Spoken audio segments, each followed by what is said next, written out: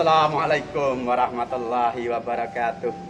Bahagia untuk kesekian kalinya bisa menjumpai Anda kembali dalam Sahabat Matematika Channel, teman belajar Anda untuk hebat dalam matematika. Baik, jangan mengukur baju orang lain dengan baju Anda.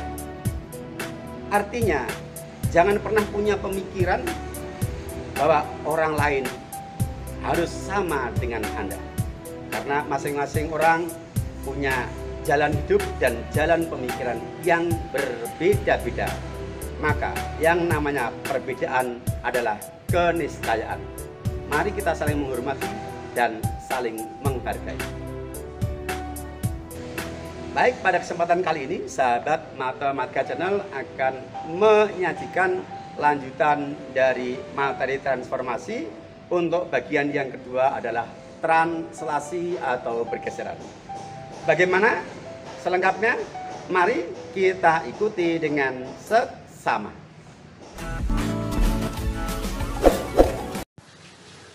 Melanjutkan pembahasan transformasi untuk edisi translasi atau pergeseran.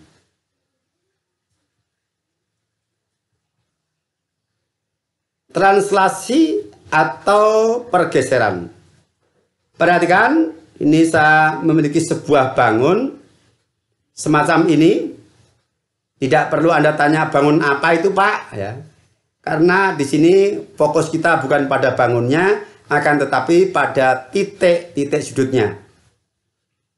Kemudian saya punya sebuah segmen garis berarah, yang mana garis berarah ini menunjukkan pergeseran arah mendatar 5 satuan ke kanan dan arah vertikal 2 satuan ke atas. Segmen garis berarah seperti ini disebut garis translasi atau translator, yang karena dia adalah menunjukkan arah pergeseran ke kanan 5 satuan dan ke atas 2 satuan, maka dinotasikan translasinya adalah 52. Ada juga yang penulisan dalam bentuk seperti koordinat kartesius 5,2. Tidak masalah. Di GeoGebra simbol itu menggunakan 5,2. Tapi yang lazim biasanya penulisannya adalah atas bawah. Kalau di SMA namanya matrik kolom. Dengan ketentuan kalau arah pergeseran itu ke kanan, maka komponen yang di atas bernilai positif, kalau ke kiri negatif. Sedangkan untuk komponen yang kedua yang kita taruh di bawah itu adalah menunjukkan arah vertikal. Kalau ke atas positif, ke bawah negatif. Baik. Bangun yang ada pada bidang kartesius ini kita translasikan dengan translator yang ada pada gambar garis berarah ini dengan komponen translator 52. Artinya semua bagian dari bangun ini digeser 5 satuan ke kanan dan 2 satuan ke atas.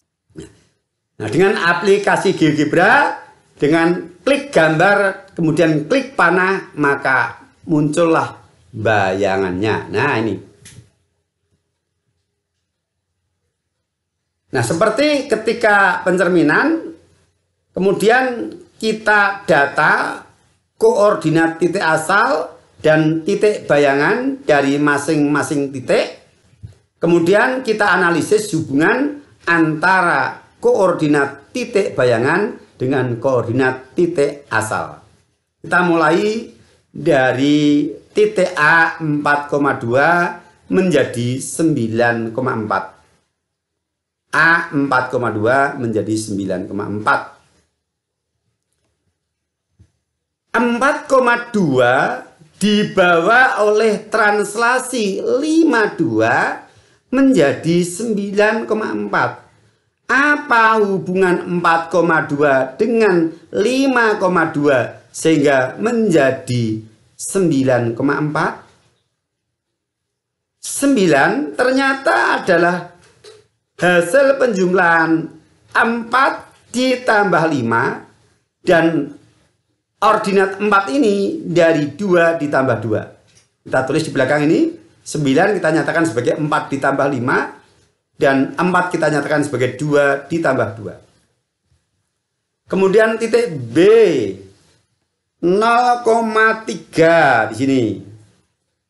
Bayangannya 5,5. Kemudian kita cari hubungan antara 0,3, 5,2 dan 5,5. Absisnya 0. Kemudian ditranslasi oleh komponen X-nya 5 menghasilkan bayangan 5. Dan ordinatnya 3 ditranslasi oleh komponen Z yaitu 2, bayangannya 5. Ternyata 5 ini adalah 0 ditambah 5 dan 5 yang belakang adalah 3 ditambah 2. Kita tulis. Titik C 5,-1 oleh translasi 52 menghasilkan 10,1. Coba kita lihat 5 ditambah 5 10, negatif 1 ditambah 2 1. Benar. Kemudian D 2,5 menghasilkan 7,7. Kita cek 2 ditambah 5, 5 ditambah 2, 7,7. Benar.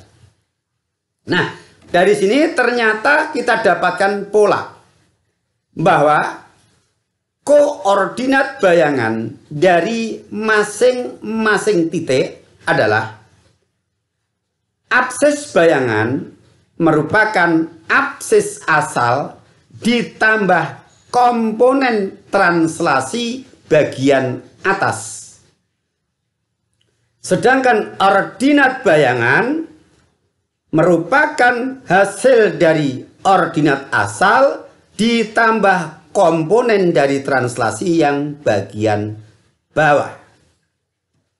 Maka dapat kita nyatakan dalam bentuk umum, jika kita punya titik P berkoordinat A, B ditranslasi oleh T berkomponen PQ, maka P aksen adalah A ditambah P, B ditambah Q. Bayangannya adalah depan ditambah atas, belakang ditambah bawah. Kalau penulisannya dalam bentuk pasangan berurutan seperti dalam simbol di GeoGebra, maka lebih gampang lagi, depan tambah depan, belakang tambah belakang. Tapi kalau di sini depan tambah atas, belakang tambah bawah. Nah, ini rumus umum dari translasi titik. Oke, demikian tadi pembahasan bagaimana kita menemukan rumus translasi, yaitu menentukan bayangan akhir sebuah translasi terhadap translator PQ yang ternyata cukup sederhana, yaitu tinggal menambah absis dengan komponen translasi bagian atas dan menambahkan pada ordinat dengan komponen translasi bagian bawah. Mudah kan? Untuk itu, silakan Anda tunggu video kami berikutnya dalam pembahasan soal-soal yang terkait dari bagaimana kita menggunakan rumus translasi ini untuk memecahkan soal-soal translasi. Bagikan kepada yang lain supaya Anda tidak kehilangan kesempatan untuk beramal soleh. Sampai berjumpa. Assalamualaikum warahmatullahi wabarakatuh.